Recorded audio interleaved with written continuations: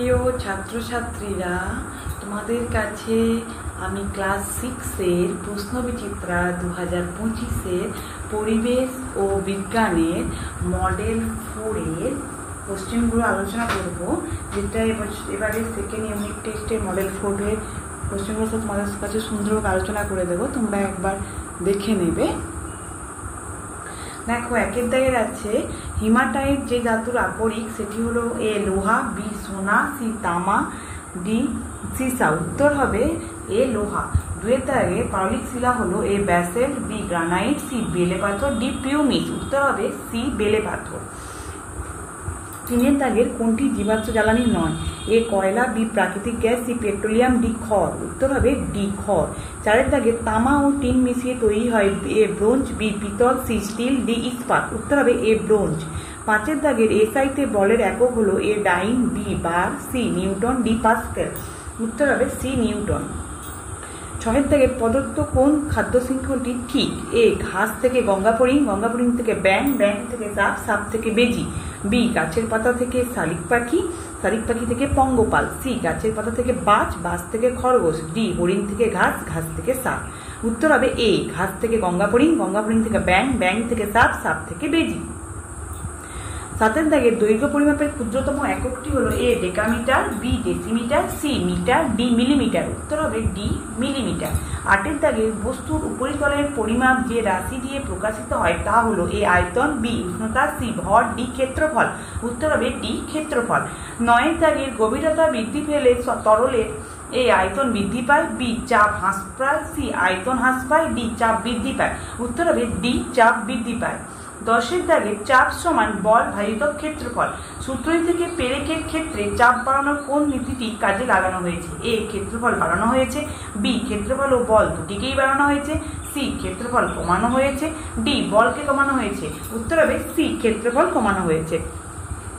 তারপরে দেখো, দুয়ের দাগের আছে একে আছে কি কি মিলিয়ে ইস্পাত তৈরি হয়? উত্তর হবে লোহা ও সামান্য কার্বন মিশিয়ে ইস্পাত তৈরি হয়। দুয়ে আছে এলপিজি এর পুরো নাম কি?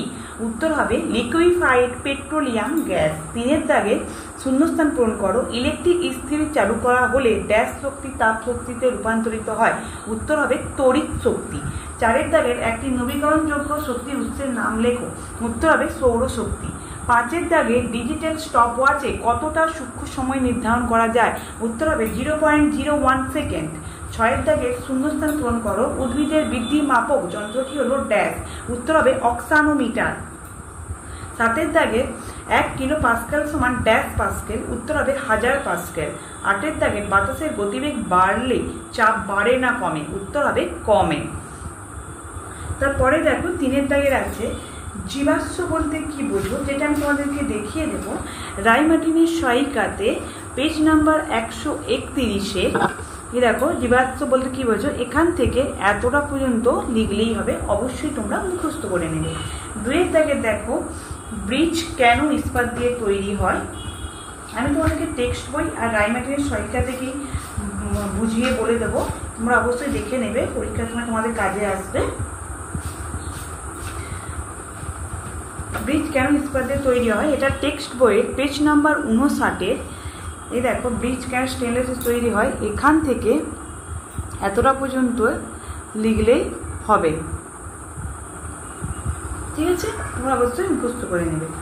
তারপর দেখো, তিনের দাগে ম্যাগমা কাকে বলে, যেটা আমি তোমাদেরকে দেখিয়ে দেব। টেক্সট বইয়ের পেজ নাম্বার 55-তে ম্যাগমা কাকে বলে, এখান থেকে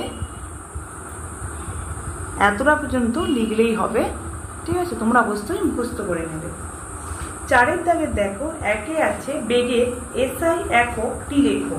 উত্তর হবে মিটার পার সেকেন্ড, ঠিক আছে? বেগের একক প্রাথমিক না লব্ধ, ব্যাখ্যা করো। বেগের একক হচ্ছে লব্ধ একক, কারণ এক বা একাধিক মূল এককের সাহায্যে গঠিত হয় বলে, তাই বেগের একক লব্ধ একক, ঠিক আছে? দুয়ের দাগে দেখো স্টপ ওয়াচে দুটি ব্যবহার, যেটা রাইমার্টিনের সহায়িকাতে পেজ নাম্বার 149-এই দেখো স্টপ ওয়াচের দুটি ব্যবহার। এই যে স্টপ ওয়াচের যে ব্যবহার আছে, এই যে ব্যবহারটা এখান থেকে এতটা পর্যন্ত লিখলেই হবে, অবশ্যই তোমরা মুখস্থ করে নেবে, ঠিক আছে? 3 দাগে আছে দেখো খাদ্য পিরামিড কাকে বলে, যেটা আমি তোমাদেরকে দেখিয়ে দেব পেজ নাম্বার টেক্সট বইয়ে পেজ নাম্বার 94-তে খাদ্য পিরামিড কাকে বলে। এখান থেকে এতটা পর্যন্ত লিখলেই হবে, অবশ্যই তোমরা কিন্তু মুখস্থ করে নেবে, ঠিক আছে। এবার দেখো খাদ্য পিরামিডের প্রতিটা স্তরকে কি বলে, এখানে দেখো লেখা আছে খাদ্য পিরামিডের একটা ধাপে হলো কি পুষ্টি স্তর বা ট্রফিক লেভেল, ঠিক আছে।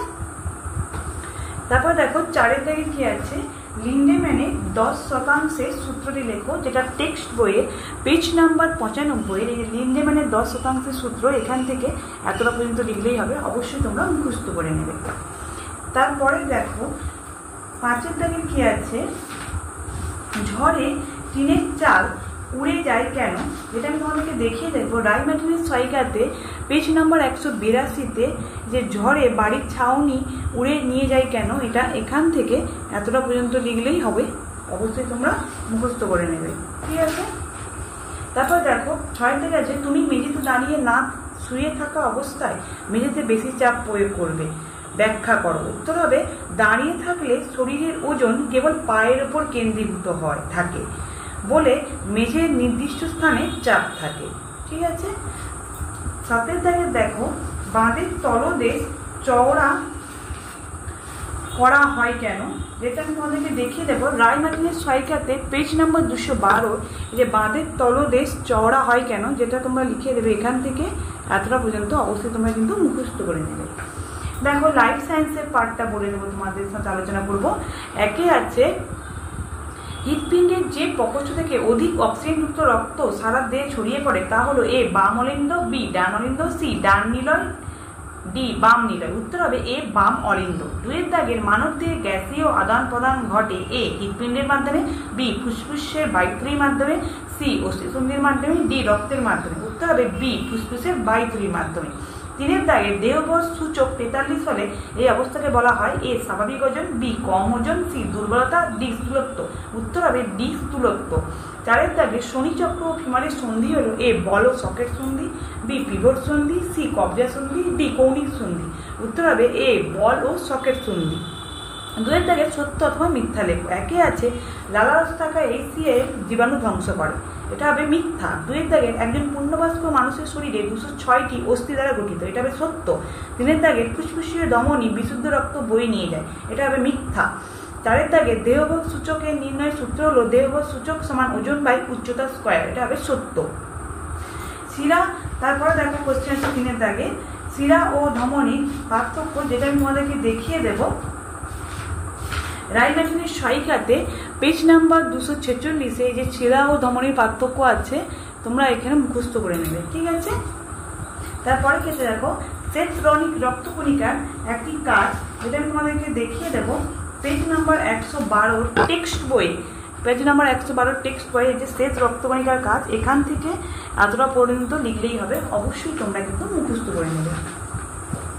তারপর দেখো মানুষের হৃৎপিণ্ডের সরল চিত্র অঙ্কন করো, যেটা আমি তোমাদেরকে দেখিয়ে দেবো। দেখো সবচেয়ে সহজভাবে দেখাবো তোমাদের সুবিধার জন্য, কারণ এই যে মানুষের হৃৎপিণ্ডের হচ্ছে সরল চিত্রটা দেখো, যেটা হচ্ছে তোমার টেক্সট বইয়ে ভালোভাবে দেওয়া, এটা হচ্ছে তোমরা অবশ্যই কিন্তু আঁকবে। যে এখানে কিন্তু আমি কেন এটা দেখাচ্ছি, কারণ এখানে কিন্তু পয়েন্টিংটা খুব সুন্দর আছে, পয়েন্টিংগুলো কিন্তু অবশ্যই কিন্তু তোমরা ভালো করে প্র্যাকটিস করে যাবে, কারণ এখানের মধ্যে সব পয়েন্টিং দেবে এরকম না, হতেও পারে হৃৎপিণ্ডের ছবি আঁকতে দিয়ে কিছু পয়েন্টিং হয়তো বলে দিল, যে ত্রিপত্র কপাটিকা বা মলিন্দ, এরকম 4-5টা পয়েন্টিং বলে দিল, সেই পয়েন্টিংগুলো কিন্তু পয়েন্ট করতে হবে, এরকম হতেই পারে। বা শুধু হৃৎপিণ্ডের ছবি আঁকতে বললে তখন এটা এঁকে তোমার পছন্দ মতো যা ইচ্ছা পয়েন্টে দিতে পারো, কিন্তু সেখানে যদি পয়েন্টিং কোন কোন পয়েন্ট দেবে সেগুলো যদি বলা থাকে, অবশ্যই কিন্তু তোমাদেরকে সেগুলোই করতে হবে। সেই কারণে সব পয়েন্টিংগুলো কিন্তু ভালো করে ছবি করে দেখে যাবে, যেটা রায় মার্টিনের সহায়িকাতে পেজ নাম্বার 226 আছে, ঠিক আছে।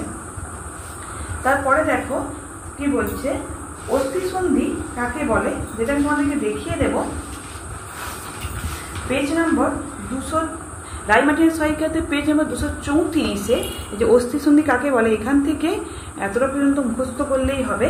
কলম দিয়ে লেখার সময় বুড়ো আঙুলে কোন অস্থিসন্ধি কাজ করে, যেটা আমি তোমাদেরকে বলে দেবো, সেটা হচ্ছে কি হবে না স্যাডেল সন্ধি, ঠিক আছে। স্যাডেল সন্ধি।